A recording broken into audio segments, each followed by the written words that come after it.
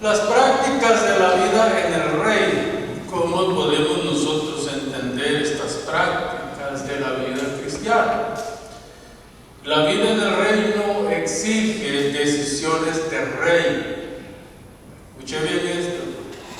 Las prácticas de la vida en el reino exigen decisiones de reino.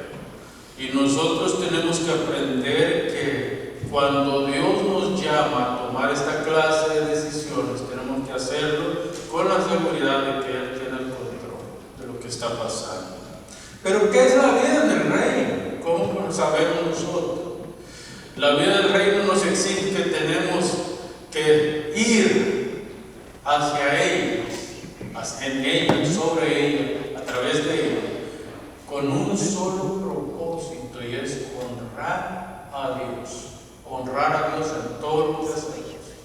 No importa cómo vean los demás lo que hacemos nosotros, porque recuérdense que en este mundo no estamos aquí para complacer a nadie, aquí estamos para complacer a Dios y vivir una vida de rey, porque eso es lo que Él hace. Tenemos que complacerle a Él. ¿Por qué? Primero porque Dios es santo, Dios es misericordioso, Dios es compasivo, y a la vez Dios es el único que nos entiende a nosotros. Créanme, hermano, que si usted anda buscando que la gente lo entienda, nadie lo va a entender. El único que lo entiende a usted es Dios. Por eso es que hay que depender de Él. Ahora, ¿qué implica honrar a Dios? Implica varias cosas. Primero es respeto. Hay que respetar su vida, hay que respetar su persona, hay que respetar lo que Él es, lo que Él representa en nuestra vida. Sobre todas las cosas hay que guardar nuestro corazón delante de Dios. Todo lo demás es relativo. Hermanos, Él demanda en nosotros todas estas cosas. La complacencia a la persona es un asunto imposible de poder concretar. Complacer a los demás no se logra, es imposible, nosotros no podemos hacerlo. Sin embargo, Dios nos exige aquellas cosas que nosotros podemos dar. El apóstol Pablo, escribiéndole a la iglesia de los Corintios, les dice estas palabras: no os ha sobrevenido ninguna tentación que no sea humana, y fiel es Dios que no os dejará ser tentados más de lo que podéis resistir. Ese debe ser el enfoque de nosotros. Así como Dios da la enfermedad, da la cura. Así como Dios muchas veces nos ala las orejas a punto de sentirnos que nos las va a arrancar, así mismo pone el ungüento para suavizar. Así como Dios muchas veces exige cosas que nosotros no podemos dar, sabemos que al final es Él el que nos sostiene para que podamos cumplir el propósito que Él ha puesto en nuestros corazones. Yo quiero que pensemos en tres cosas. El primero, un enfoque de reino, del hacer al ser. Es un enfoque del reino, del hacer al ser. Segundo, ¿cuáles son aquellas prácticas del reino? Y por último, priorizar aquellas cosas que son del reino. Esas son las tres cosas que vamos a estar viendo hoy. Hablar de la vida en el reino desde afuera es fácil. Cuando nosotros estamos bien, es fácil hablar del reino. Pero cuando la situación se complica, entonces es complicado hablar del reino. Hermanos, el asunto del reino es un asunto de 24/7, 365. No es un asunto de que hoy el día domingo me pongo el vestido de cristiano y vengo a la iglesia y el resto de la semana yo soy un impío. Así no funciona esto. Nosotros somos hijos del reino, porque somos hijos de Dios 24/7, 365. Y si Dios nos da a vivir 100 años, seguimos siendo hijos del reino, porque eso es lo que Él nos ha llamado a hacer. No debemos olvidar que el reino de Dios una cultura de reino, exige una cultura de reino, no una cultura social como la que hoy vemos.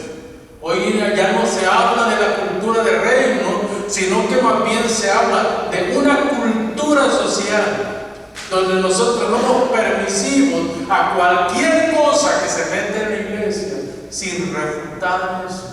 Eso no es una cultura de reino, esa es una cultura social, donde nosotros queremos encajar en una sociedad a que no podemos encajar. Dios llama a que nosotros practiquemos lo que Él nos enseña en su palabra, porque la vida en esta tierra solamente es un ensayo para la vida celestial que vamos a tener. Aquí solamente somos peregrinos. Esto es solamente lo que nosotros vamos a hacer en el cielo cuando estemos en la presencia de Dios. Así que nuestros hábitos, si tenemos hábitos de mentir, si tenemos hábitos de robar, si tenemos hábitos de hablar malas palabras, si tenemos hábitos de engañar, tenemos que irnos despojando de esos hábitos y construyendo nuevos hábitos, porque los hábitos se construyen. Y tenemos que construir hábitos de reino, y ya vamos a ver cuáles son esos hábitos de reino. Hermanos, nosotros somos ciudadanos de una tierra diferente. Nosotros somos ciudadanos de una tierra que nada tiene que ver con esto que ahora somos. Nosotros somos ciudadanos de un reino diferente a los reinos de la tierra. Nosotros somos ciudadanos del reino celestial y tenemos que vivir de acuerdo a esto que nosotros somos, hermanos. Por eso es que tenemos que, cuando hablamos de las prácticas del reino, a veces pensamos en algo muy legalista, y hoy se habla mucho en las iglesias de cómo debemos de vestir, de cómo debemos de actuar, de cómo debemos de hablar, de cómo debemos de vivir. Pero en verdad esto es algo de reino. ¿Es algo de reino estas cosas? No, hermanos.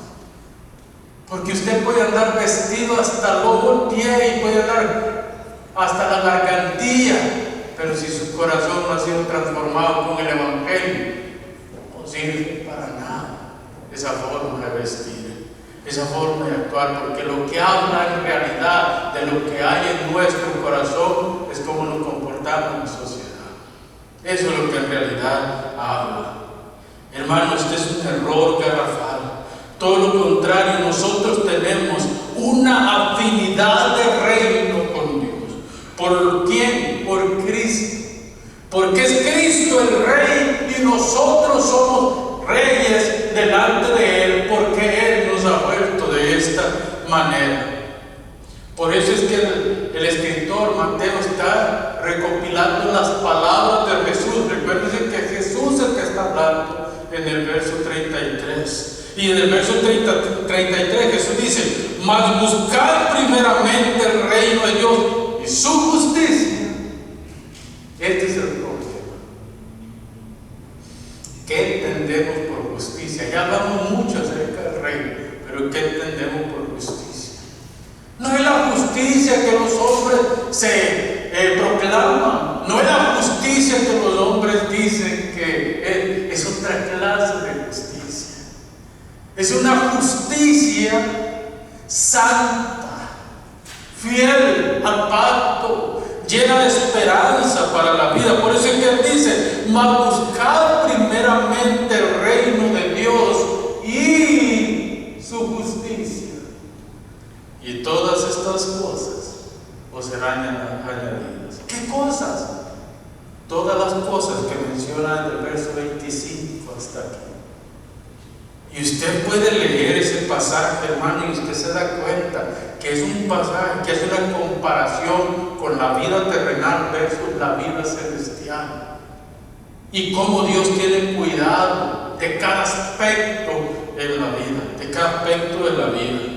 Un deber cristiano, este es un deber cristiano. La justicia es un deber cristiano.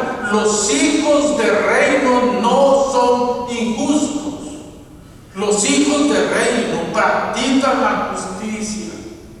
Hermanos, y muchas veces para la gente ser justo nosotros significa llevar a la gente en la nuca. Eso no es ser justo, es ser el caballo de otro. Ser justo es otra cosa completamente diferente. Si el cristiano no está llevando a cabo las disciplinas espirituales, no puede ser justo, porque la justicia solamente viene de Dios y de conocer a Dios verdaderamente. Hermanos, a Dios le duele cuando sus hijos no están caminando en fe, cuando sus hijos no están caminando en amor, cuando sus hijos no están caminando en su voluntad, que la voluntad de Dios es perfecta. Entonces, nosotros somos llamados, hermanos, somos llamados a vivir en paz con Dios, pero también con los demás. Ustedes saben que la cultura que hoy vivimos es una cultura de afán, ¿verdad? De corre, la gente anda corriendo de un lado a otro, la gente anda abatida por todo y de todo. Pero el Señor dice: relájate, cálmate, porque debes buscar las cosas que son del cielo, para que las demás cosas se vayan poniendo cada una en su lugar. ¿Cuáles son las prácticas del reino? Hermano, hay varias prácticas del reino, pero hay tres que son principales, y una tiene que ver con el marco interno, otra tiene que ver con el marco externo, y otra tiene que ver con el marco colectivo. Así que quiero tocar cada una de ellas, tal vez así de grosso modo, porque no puedo tomar mucho tiempo en ellas. Pero ¿qué es el marco interno? Nuestra relación con Dios. Hermanos, honestamente, Dios obra en el interior de nosotros. La mayoría de los cristianos creen que Dios está obrando afuera de ellos. Que Dios, miren, hoy la gente cree en Jesús, ¿verdad? Pregúntele a cualquier persona si cree en Dios y todos le dicen que creen en Dios. Estamos en una cultura teísta, pero no en una cultura de Dios. ¿Por qué? Porque creer en Dios, hasta el diablo cree en Dios y los demonios y tiemblan delante del nombre de Dios. ¿Le hace cristiano eso? Pregunto yo, ¿le hace cristiano a los demonios por creer en Jesús? No, hermano. ¿Sabe qué es lo que hace cristiano a un cristiano? Esa relación que mantiene con Dios. ¿Cuáles son las formas de mantener esa relación con Dios? Primero, nos sometemos al señorío de Cristo. Es decir, todas las áreas de nuestra vida, todo lo que nosotros somos, todo lo que nosotros tocamos, tiene que estar sometido a la voluntad de Jesús. Aquel ser que nos sostenga, aquel ser que nos mantenga, aquel ser que nos lleve. Hermano, Dios es el Rey, Jesucristo es el Rey. Su voluntad providencial gobierna todo el universo. Ninguna de las partes del universo sale de su órbita, porque Dios lo maneja completamente. Cada aspecto de la vida Dios lo maneja. ¿Para qué? Para que funcione para el bien de nosotros. Segundo, la vida en la palabra de Dios. Eso es la predicación, es la lectura de la palabra, es el devocional diario, su alimento diario. Escucha a un predicador por lo menos una vez al día que le edifique. Ya hoy está un clic, hermanos, para escuchar buenos predicadores en la radio. Ahora, eso no significa que hay que dejar de congregarse, ¿verdad? Tenemos que seguir congregándonos, pero podemos seguir escuchando buenos predicadores que nos enseñen. Sí, tenemos buenos predicadores, pero tenemos la palabra de Dios. ¿Cuánto tiempo usted, del día, usted pasa en la palabra de Dios? ¿Qué le dice Dios en la mañana? ¿Qué le dice Dios al mediodía? ¿Qué le dice Dios en la tarde? ¿Cuál es su voluntad para su vida? La palabra de Dios es el pan que descendió del cielo. La palabra de Dios es Jesucristo. Él es el Verbo encarnado. y que murió por nosotros. La Biblia, hermanos, eso no se puede sustituir. La lectura de la Biblia no se puede sustituir ni por el Facebook, ni por el YouTube, ni por internet, ni por ninguna otra cosa. La lectura de la palabra de Dios tiene que ser su pan cotidiano, porque Dios es el que le está hablando a través de él. Ahora, fíjese bien, hay un marco externo. ¿Qué es el marco externo en este caso? En esta relación con el prójimo. ¿Cómo nos estamos relacionando con los demás? ¿Cómo vivimos? Hermanos, ¿somos tolerantes?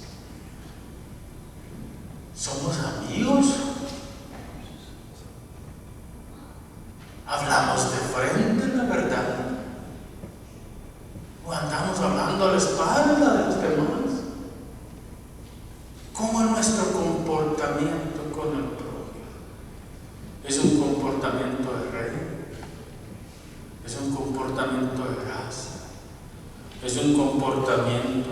Y sabe una cosa, la gente cree que si comportarse bien con los demás es aguantarle todos sus berrinches. Eso no es amar a los demás. Mire, hermano, le voy a decir algo. Si usted le aguanta a la gente todos los berrinches que la gente hace, usted no le está haciendo un favor, más bien le está haciendo un daño irreversible a esa persona, porque le está diciendo que está bien comportarse de la forma como se comporta.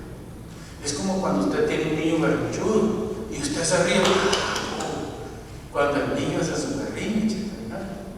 Si usted se ríe cuando el niño hace su berrinche, ese niño va a ser insoportable, pero nadie lo va a aguantar cuando se ríe. Eso es lo que sucede, hermanos. Cuando nosotros tomamos carácter y le decimos, es un cristiano verdadero, si ve que alguien hace mal, ¿qué es lo que hace? Va, lo llama aparte, habla con él y le dice, lo que has hecho no es correcto. ¿Y qué dice Mateo 18? Si te escucha tu hermano, has ganado un hermano, ¿verdad? Mas si no te oye, llama a 2 o 3 testigos, y que en boca de 2 o 3 testigos puedan dar testimonio de lo que has hablado con él. Si aún a los otros 2 o 3 no los escucha, entonces preséntalo a la congregación, que sea tomado como gentil y publicano, lo peor de la sociedad del tiempo de Jesús.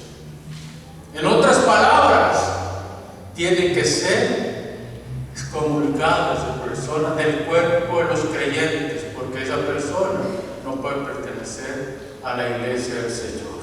Hermanos, ahora tenemos la otra parte, el servicio que prestamos. Y aquí hablamos de 3 cosas importantes. Lo primero, cuando hablamos de servicio, estamos hablando de la ayuda al huérfano, a la viuda, a los necesitados.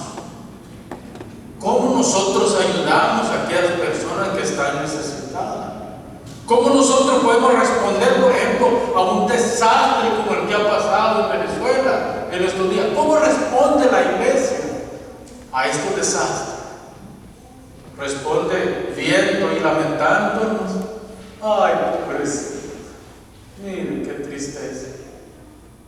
Y tiene unos $1,000 ahí en el banco y no se le caen $100 para dar a una organización para que vaya, reconstruya Venezuela. Eso no es reino.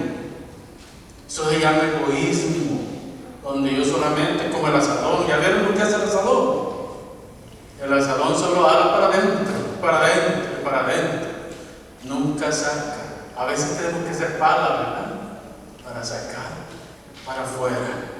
Hermanos, el servicio cristiano, qué importante es. Mateo 20, 25 al 28. Es claro lo que el Señor está diciendo. El hombre más importante es aquel que sirve y no el que busca el servido. ¿Se ha fijado que los reinos de esta tierra buscan el servicio de los demás? Y lo tienen, ¿cierto o no? Miren los gobernantes tienen gasolina gratis, tienen comida gratis, tienen ropa gratis, tienen sirvientes gratis, tienen todo gratis para ellos, ¿verdad? Pero hay alguien que lo está pagando. Ellos no pagan nada, pero hay alguien que lo está pagando. Ahora, ¿qué es lo que pasa? En el reino de los cielos, Jesús, en el capítulo 20, la mamacita de Juan y de Jacob vino a Jesús y le dijo: permite que uno esté a tu derecha y el otro de mis hijos esté a tu izquierda. Y Jesús le dijo: ay, mujer, lo que has pedido, yo no puedo otorgar eso. Eso es de mi Padre que está en el cielo, el otorgar. Pero bien, ¿estás dispuesto a beber de la copa que yo voy a beber? Ah, dijeron: sí, contate que está uno a la derecha y el otro a la izquierda. Nosotros tomamos de la copa que vas a beber. Pues bien, Jesús, de la copa que yo voy a beber cuando tomamos. ¿Quién fue el primero de los apóstoles que murió? Pasado por una lanza, decir que murió. Jacob, el hermano de Juan. Y a Juan, como castigo, le tuvo que vivir como 120 años para sufrir toda la persecución que la iglesia sufrió en el primer siglo. De hecho, un Domiciano lo metió en una olla de aceite hirviendo para matarlo, y no lo mató y lo mandó a la isla de Pablo para que fuera a morir allá, entre piedras. Hermanos, hay que tener cuidado con lo que le pide a Dios, porque puede ser que nos salga el tiro por la culata a nosotros. Tenemos que estar seguros de lo que le pedimos. Hermanos, Dios exige reconciliación, perdón. Fíjese bien, Jesús dice, ve el verso 12 del capítulo 6, cómo Jesús está tratando esta situación. Es el Padre nuestro, ¿verdad? Es el Padre nuestro. Y perdónanos nuestras deudas, como también nosotros perdonamos a nuestros deudores. Jesús estaba diciéndole a los discípulos, así es como deben de orar: Padre nuestro que estás en el cielo, santificado sea tu nombre, vénganos tu reino, hágase tu voluntad en el cielo como en la tierra. El pan nuestro de cada día, dánoslo hoy, y perdona nuestras deudas, así como nosotros perdonamos a nuestros deudores. No nos permitas caer en tentación, mas líbranos del mal, porque tuyo es el reino, poder y honor por todos los siglos. Amén. Ese es el Padre nuestro. Pero hay una parte importante en esto: perdónanos como nosotros perdonamos a nuestros deudores. Una vez estaba haciendo una consejería y le digo al hermano, usted tiene que perdonar, hermano. Es cierto, pecó contra usted. Usted dice que quiere restaurar su hogar, tiene que perdonar al hermano. ¿Y sabe qué me dijo? Mire, me dijo, puedo aguantar cualquier cosa, pero perdonar jamás. Bueno, le dije yo, hasta aquí llegó la consejería. Yo no puedo seguir en esta consejería, porque la consejería se trata del perdón, se trata de llegar a un arreglo, se trata de reconcilio. Y si usted no está dispuesta a reconciliarse con su hermano, entonces no está dispuesta a entrar al reino de los cielos. Yo no puedo seguir gastando mi tiempo con usted. Lo siento mucho. Hasta aquí llegamos. Hermano, parece grosero, ¿verdad? Pero no, hermanos. Tenemos que tener carácter en el Señor y saber lo que tenemos que hacer. Entonces Dios exige generosidad. Estas son las marcas de una iglesia bondadosa, de una iglesia misericordiosa, de una iglesia que está dispuesta a ayudar a la viuda, al huérfano y al necesitado. Estos son 3 ministerios que hay en la iglesia que hermanos, no los podemos cambiar. Estos ministerios tienen que estar en la iglesia. Segundo, el marco colectivo, la iglesia. Hermanos, si una persona dice que no quiere pertenecer a la iglesia de Cristo, ese no es cristiano. No es cristiano. Porque el reino de los cielos no se trata de llaneros solitarios. Se trata de un cuerpo de creyentes que adora a cuerpo de hermanos que se reúnen para adorar a Dios con el corazón. Una persona no puede vivir aislada de los demás. Lo mismo es una iglesia, hermano.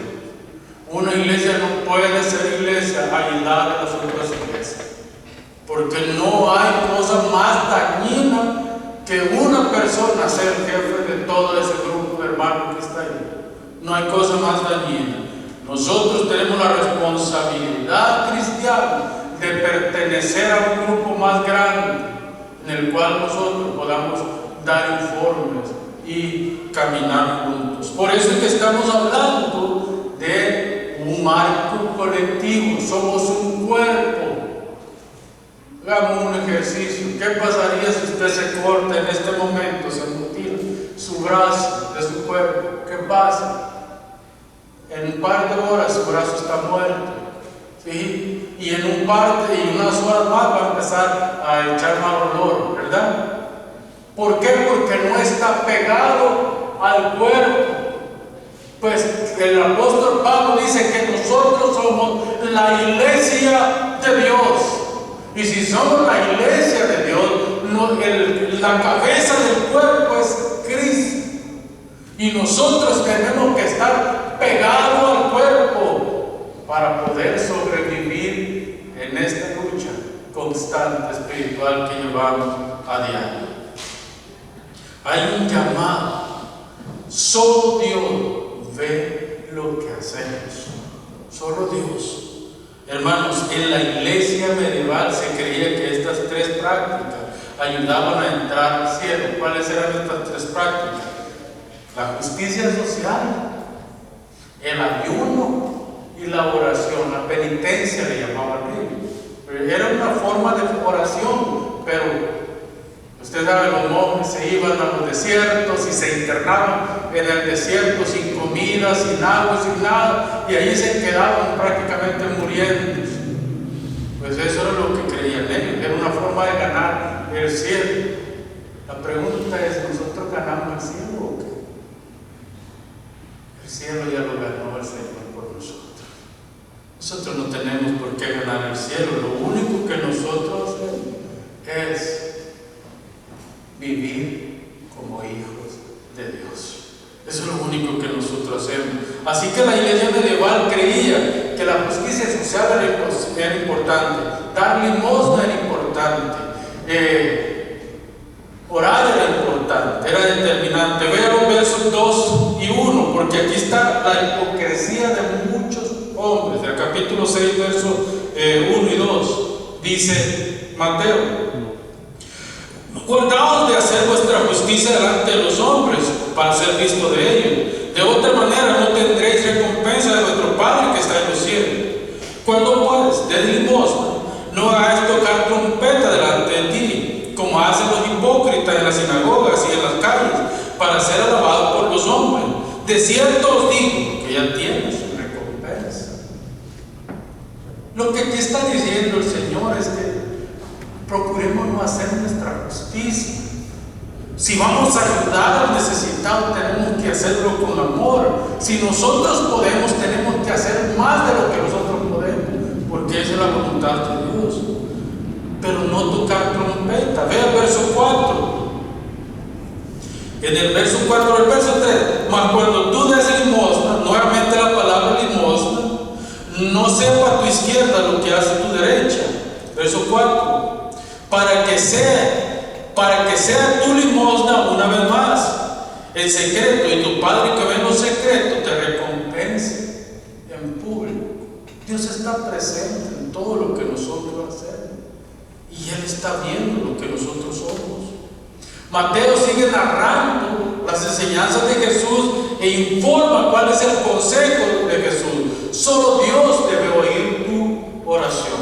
Aquí pasa de dar de la limosna, pasa a la oración. Ve el verso 5 al 6, al 8. Y cuando oren, no sean como los hipócritas. ¿Saben quiénes eran los hipócritas?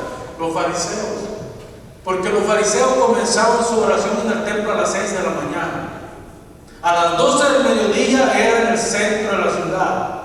A las 3 plaza pública, porque toda la gente reunida en la plaza pública. Ay, como, ahí se daban golpes, ¿verdad? Señor, tú eres lo más grande que yo tengo. Y gracias porque no soy como los publicanos, que ellos roban, pero yo no, yo doy limosna. Yo doy dinero para los pobres, Señor. ¿Y saben qué decían los que pasaban? ¡Qué gente más espiritual esa! Miren qué bonito ora. Es algo así como los movimientos de hoy, ¿verdad? El que más grita y el que más brinca, el que más alto brinca y el que más fanfarrea, ese hombre es espiritual. ¡Wow! Y en la casa le pega de palo a la mujer cada rato. Pero es el más espiritual. No, hermanos, tu justicia es diferente, le dice el Señor. Tu justicia es diferente. Miren, y cuando ores, no seas como los hipócritas, porque ellos aman orar de pie en las sinagogas y en las esquinas de las calles para ser visto de los hombres. De cierto os digo que ya tienen su recompensa.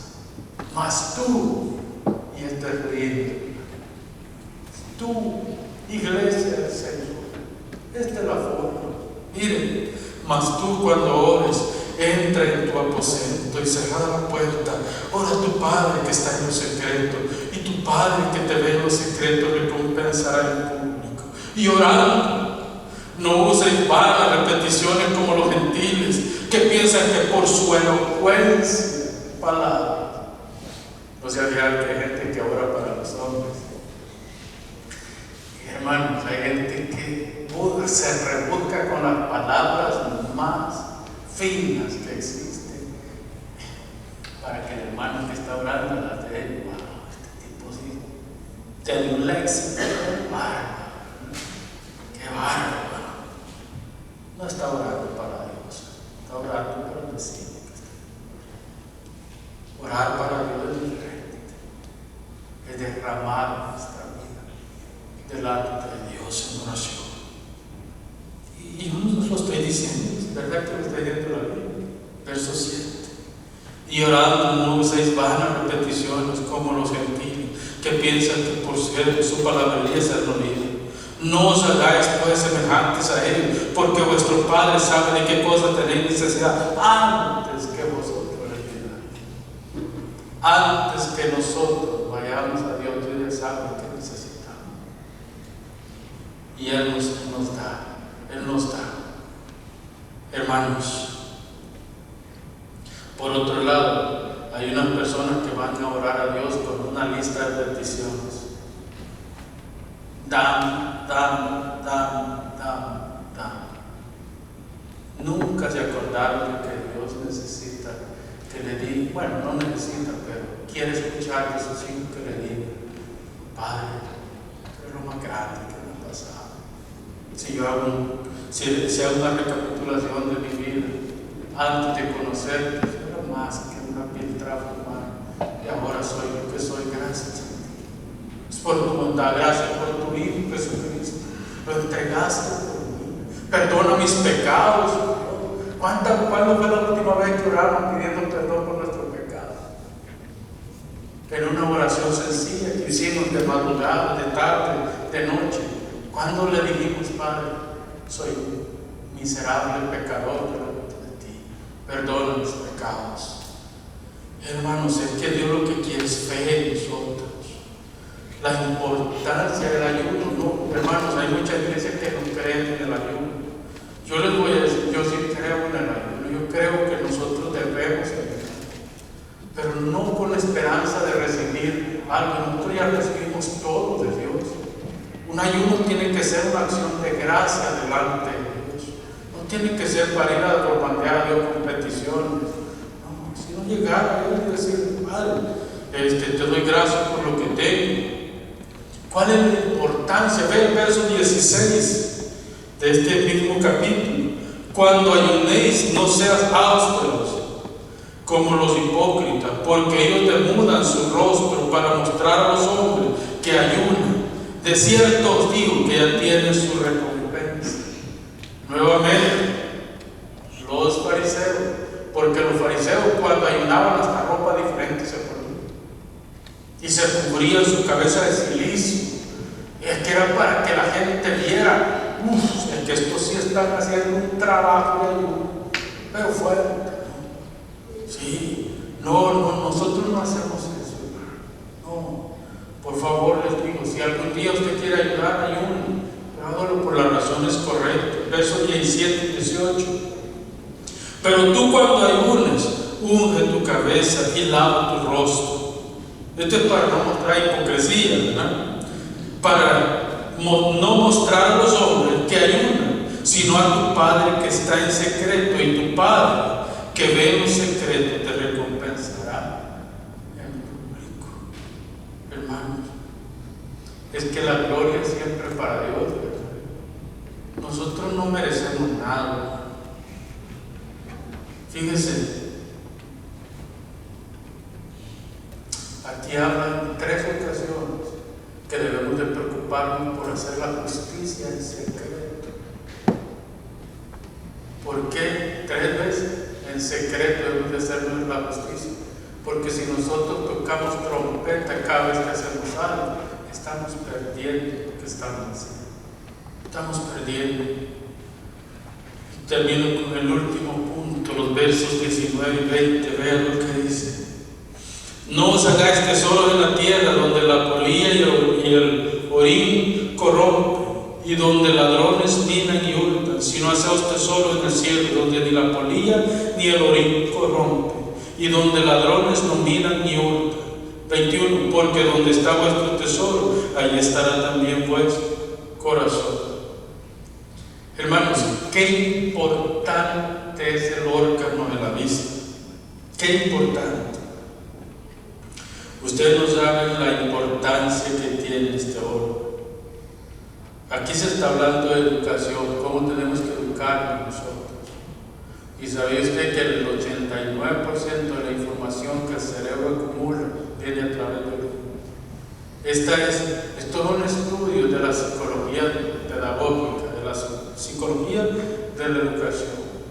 Que lo mejor que puede hacer una persona para enseñar es con objetos visuales, para que los niños o los adultos o quien sea viendo están aprendiendo. El 89% de la información que entra al cerebro es a través del ojo. Por eso, jóvenes, cuiden su vista de la pornografía, de las cosas inadecuadas en el teléfono, en la computadora, porque eso va a quedar con ustedes toda su vida. Esas imágenes no se van a borrar jamás de su vista. Se van a quedar registradas en su cerebro, y cada vez que vean una imagen va a volver a la mente inmediatamente. El 10% es a través de el oído. 10% a través del oído. Cuando ustedes andan de los audífonos y andan escuchando esa música donde maldicen a la mujer, donde maltratan a la mujer, donde minimizan a la mujer, de repente van ustedes a estar haciendo lo mismo con las novias o con las esposas que Dios les dio.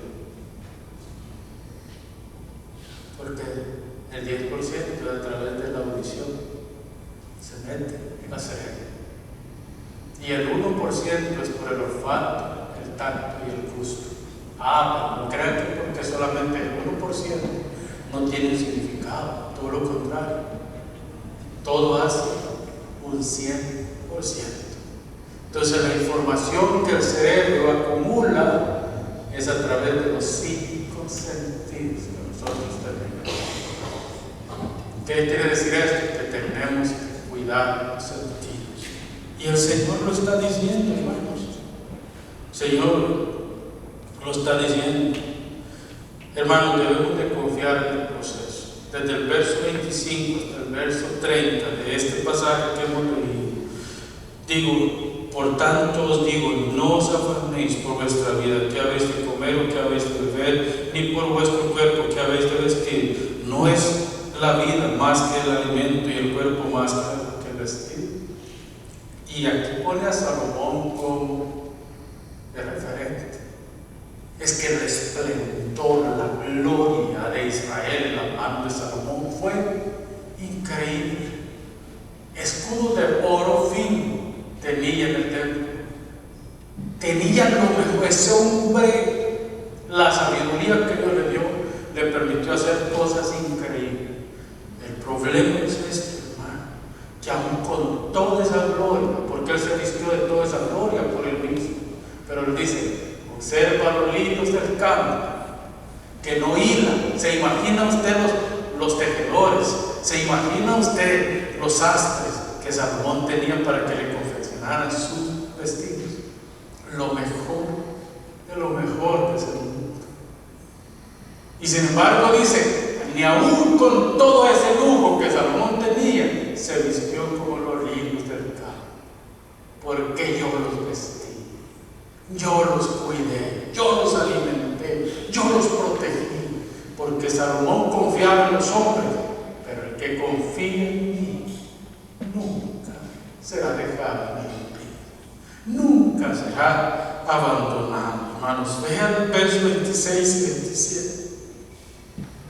Mirad las aves, no siembran, y yo no he conocido ninguna ave que se muera de hambre, hermano, y no siembra. Sin embargo, Dios la sostiene con alimento todos los días de su vida. Y termino con esto, hermanos.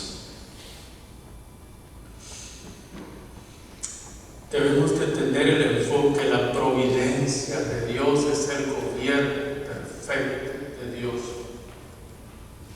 Y en este mundo no cae ninguna gota de agua sin que Dios tenga el control de esa gota de agua que está cayendo.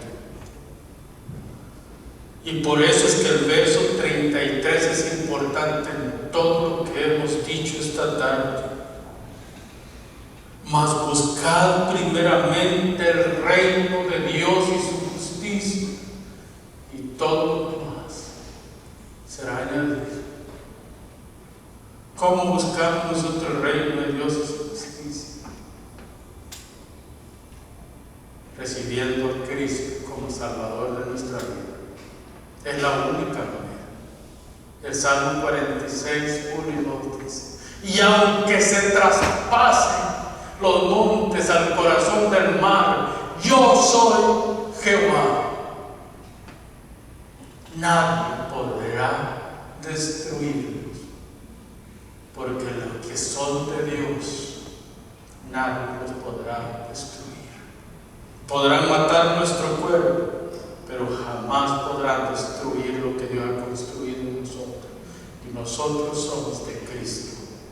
Y el que es de Cristo, nada, absolutamente nada, lo podrá separar del amor de Dios. Hay que tener fe en Jesucristo para esto. Gracias.